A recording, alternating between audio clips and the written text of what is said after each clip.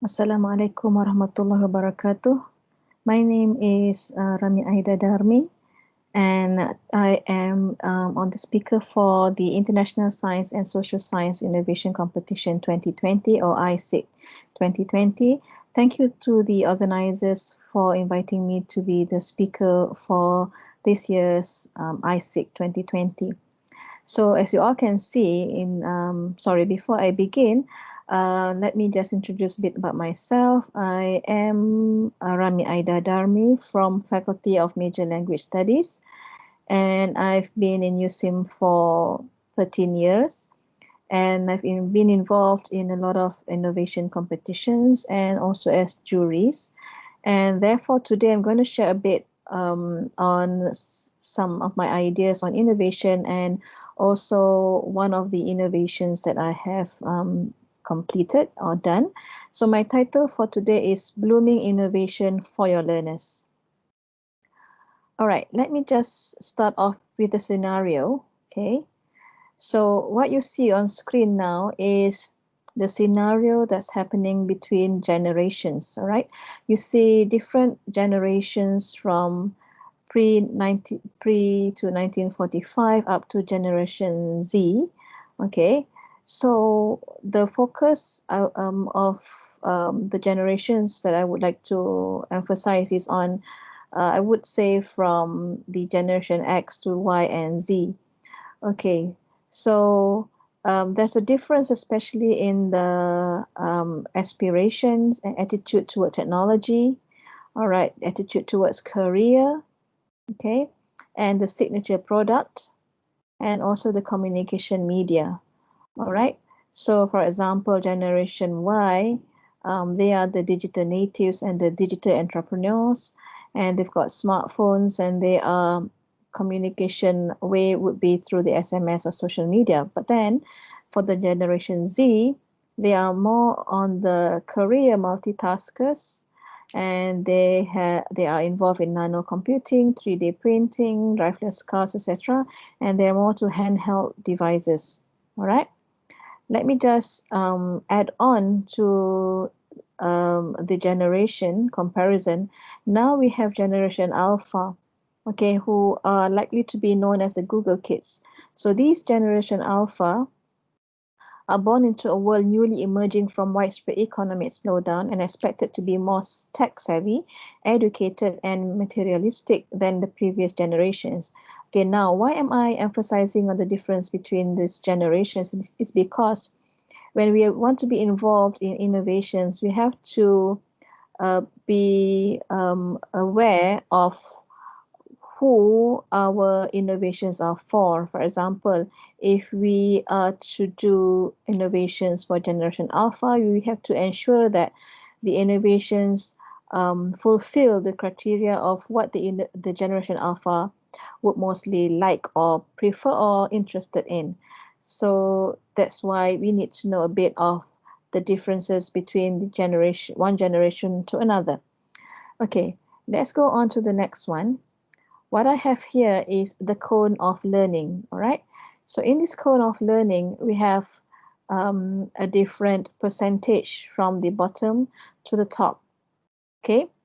So if we want our learners to be active, all right, they need to be doing dramatic presentations, simulating the real experience, doing the real thing, and then when they do that, they get 90% of what they do.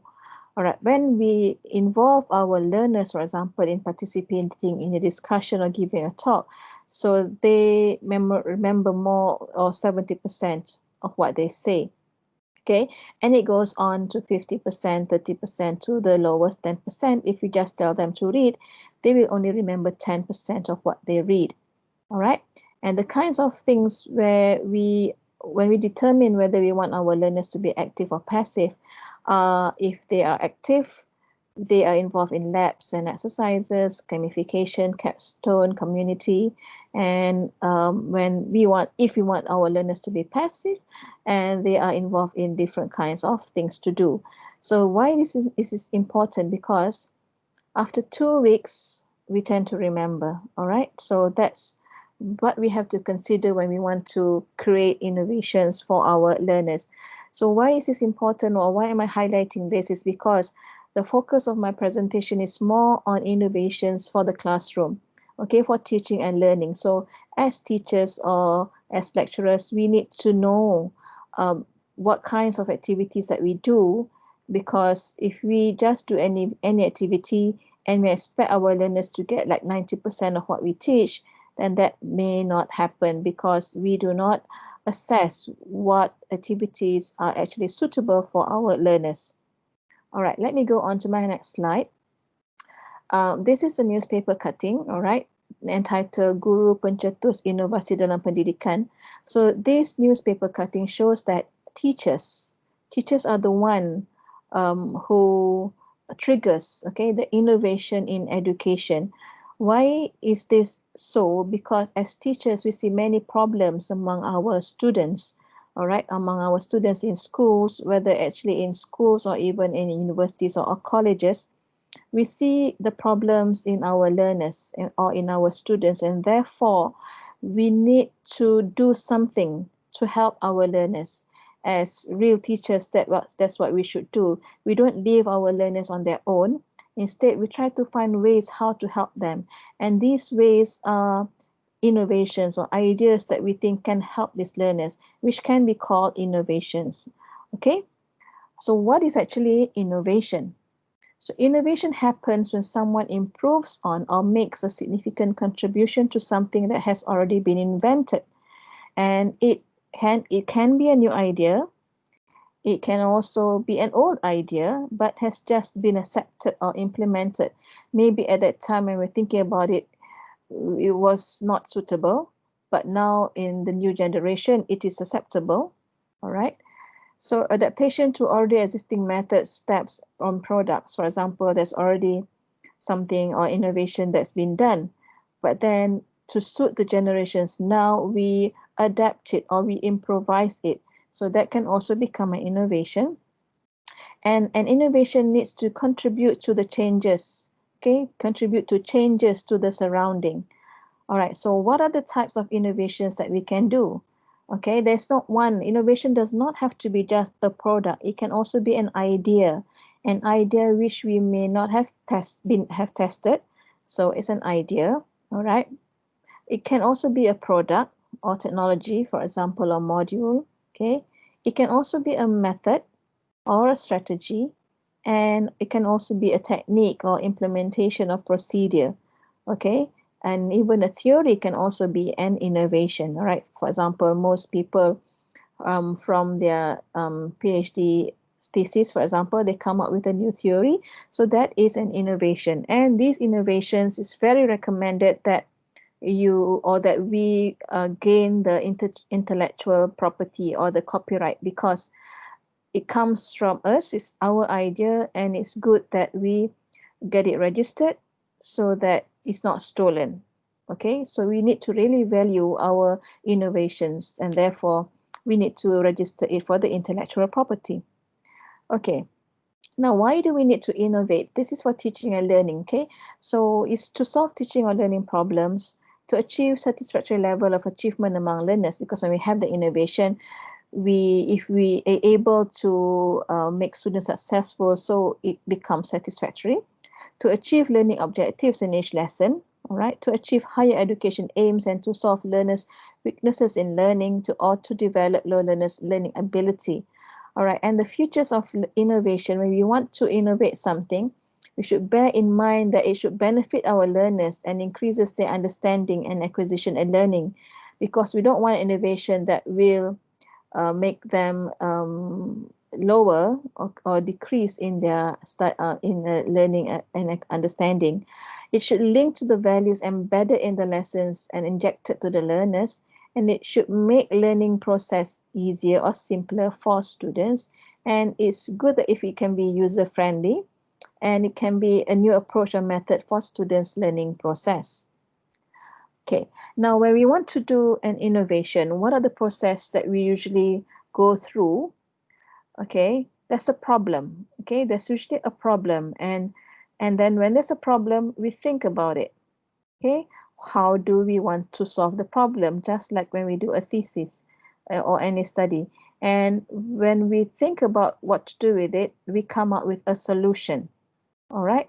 So a bigger picture of the process of innovation is from the start where you are now, all right, and you frame yourself what needs to be solved, okay, and why do we need to solve it, and therefore we design it, or we ideate, we throw ideas with the yes and the mindset, okay, and then we create, okay, we start to build the product or the innovation, and then we execute it, we think about it and we start executing it, all right, and then later we try to reflect by you iterate, where you reflect on whether the innovation works, and if it doesn't, or if it's not so successful, which part of it should we improvise, for example, and then we do it again.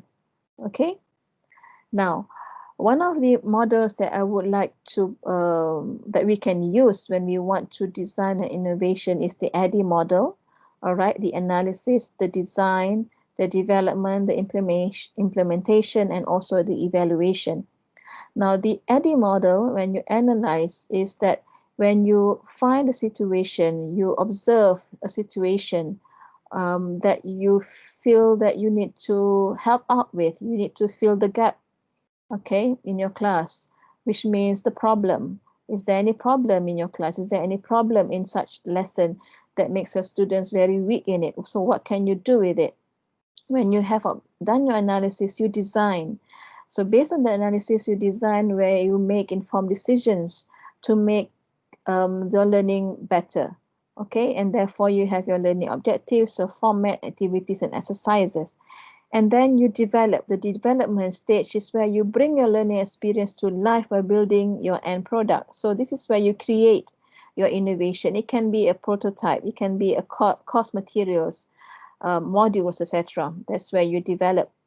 And then you have the implementation stage, where once you have done your once you have developed your innovation, you implement it. So you try to distribute your learning or your product to the learners, to the audience. That's where you see whether the innovation works or not. Okay, and then you evaluate. So when you evaluate, you want to see whether the innovation is effective or not. You can use surveys, you can give surveys to your learners, to the participants, all right? And therefore, that's where you create a bit of awareness, knowledge, behavior, and results. And then if you want to make improvisations to the innovations, that's where you do after you get the evaluation or the outcome, all right, from all the testimonies from the users. Okay, now how do you bring bloom into your innovation? Okay, so these are some of the in the current trend now is you use tablet and web 2.0 tools, which are based on Bloom's taxonomy, which has 6 levels also, all right? So if we want the students to be attracted to our learners, we need to create something that, if possible, uses the Web 2.0 tools, and if possible, to make them understand, we use Bloom's taxonomy, and these are some of the tools that you can use, all right? So when you use Bloom's taxonomy, it doesn't matter which level you want the students to achieve. So you know, after you, for example, if you use the ADDIE model, you have done the analysis stage. If you want your students to remember what are the innovations that you want to propose, so that they can recall facts and basic concepts, and what are the Web 2.0 tools that you can use for the purpose of remembering, for example. Okay, so if you want your students to analyze, you would have to think of an innovation where the students would be able to analyze, all right, where they would be able to differentiate, organize, relate, compare, contrast, etc. And you have to see which Web 2.0 tools, which are based on Bloom's taxonomy, can be used for students to achieve the analysis level. Okay, so again, it is the teachers or the lecturers who know their students and who would or should be able to match, okay, in which level of Bloom's taxonomy that they want the innovation to be and that they want their students to achieve. Now, a bit of background about what's happening now is that now the conventional way of teacher-centeredness, okay, before, it does not really suit the current pedagogical approach, because now the current pedagogical approach focuses on 21st century learning and fourth industrial revolution. And then the development of the technology requires teachers to be innovative and creative. Why is this so? Because they want to ensure that students are engaged in the lessons, and then they want to create fun and meaningful learning. Okay, and then teaching and learning becomes more student-centered and technology-oriented. So that's what's happening now. And then therefore, I would, okay, in my presentation for today, I would like to propose a task-based approach, because a task-based approach emphasizes meaning over form. Okay, it provides learners with rich feedback of target vocabulary, motivational and learner-centric, improves communication, and can be combined with other strategies, as what Alice has mentioned. And also, Samuda and Bagit states that in a task-based approach, the classroom learning becomes connected, okay, to the personal experiences of learners and also to the authenticity of the classroom teaching. Now, the problem statement, okay, bringing Bloom into the picture again. So the problem here, all right, when I create my innovation, is there's a challenge in the development in pedagogy due to the fourth industrial revolution, and then the teaching and learning from conventional versus the modern, from the one way to the teacher-centered to the interactive, student-centered and technology-oriented. And therefore, how can we keep up to the challenge? So I propose through a task-based pedagogy and pedagogical approach. So a task-based pedagogy encourages learners to develop their higher order thinking skills. Okay, remember the Bloom's taxonomy. And this is important because this thinking skills is usually one of the focuses of each learning outcomes that we have, whether in schools or in universities. And therefore, classroom activities should embed task-based pedagogy to allow learners explore their cognitive ability, which we will be able to train their higher order thinking skills, because it supports Bloom's revised taxonomy into the task design. Now, this is IceTBL, or also called the interactive cognitive exploration via task-based learning, okay, an innovation that received its IP in 2008. Okay, this was my idea.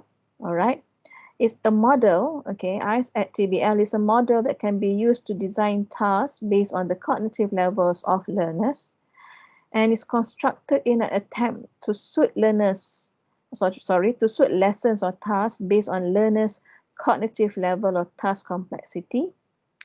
And then why is this important, or why do I propose this? Is because students usually love the challenge of finding information on their own.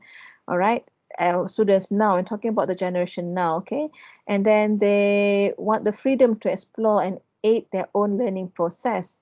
And when we give this experience to learners, it allows the educator, okay, to trust their learners and appreciate the outcome of the task, as well as for the learners to explore their higher order thinking skills in the process of completing the task. So we give freedom to them to explore, okay, what they learn.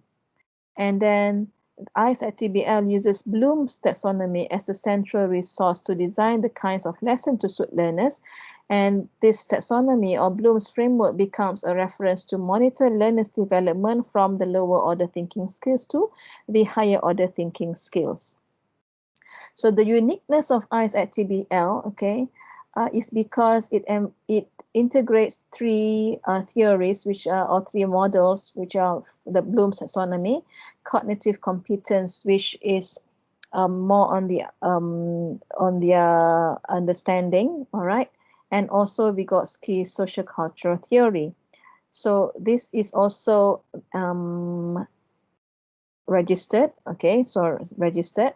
And so the uniqueness of IceTBL is that in one task, there could be many variations of cognitive levels, and it can integrate 21st century learning for IR and pedagogical approach to allow learners to self-control their own learning through self-exploration.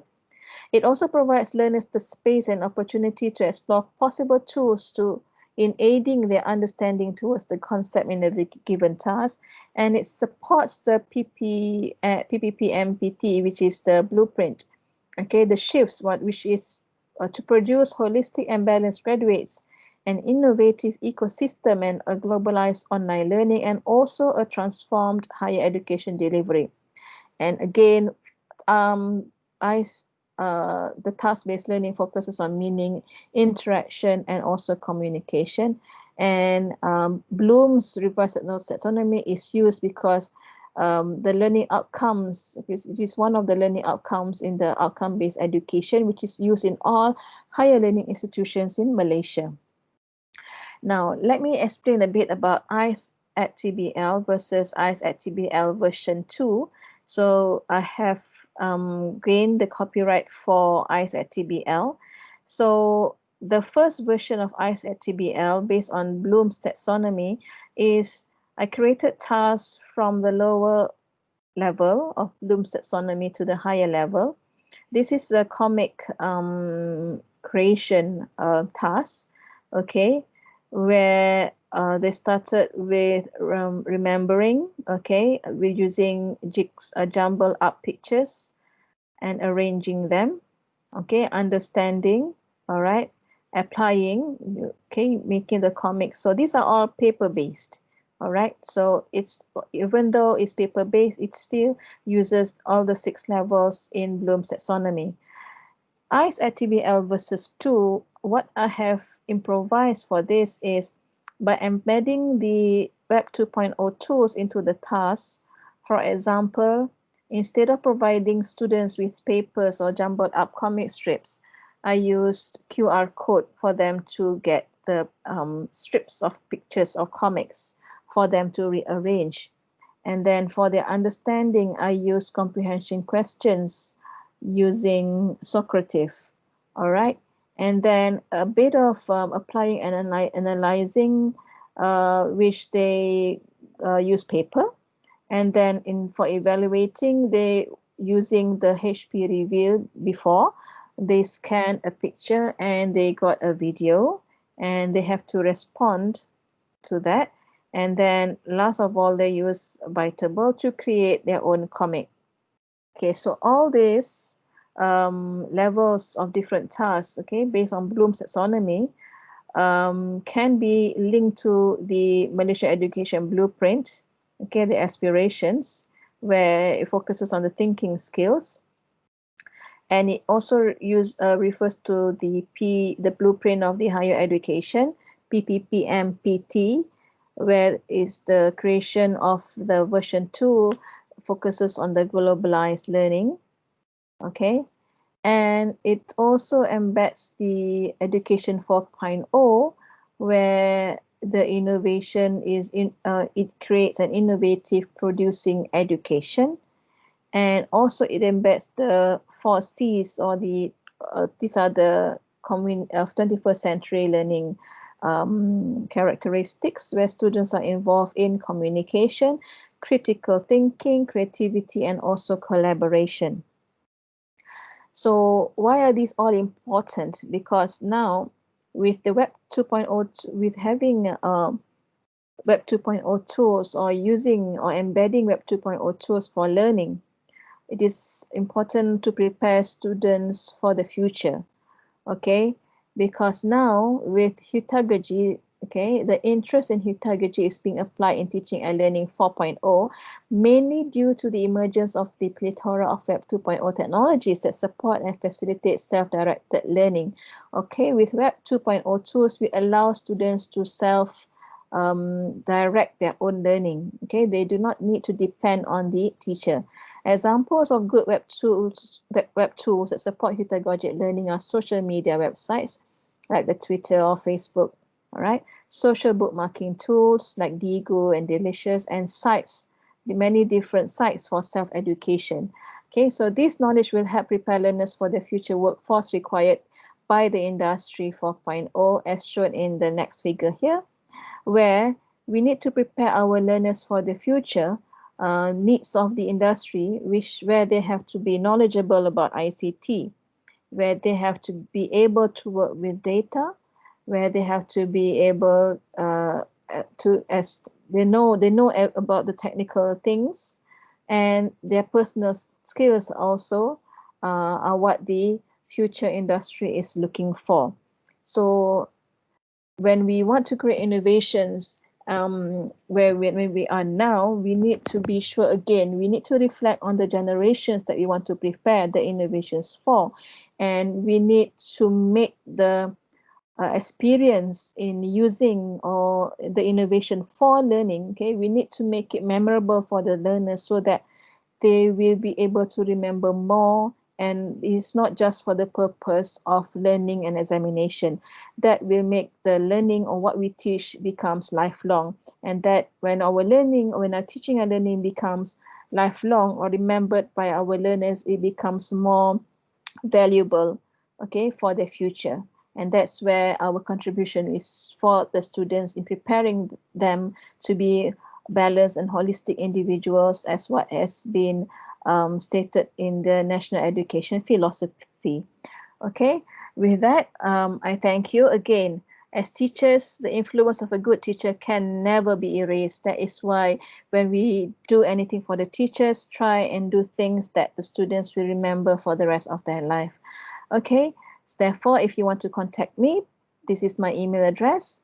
Thank you to everybody for listening. Assalamualaikum and good day.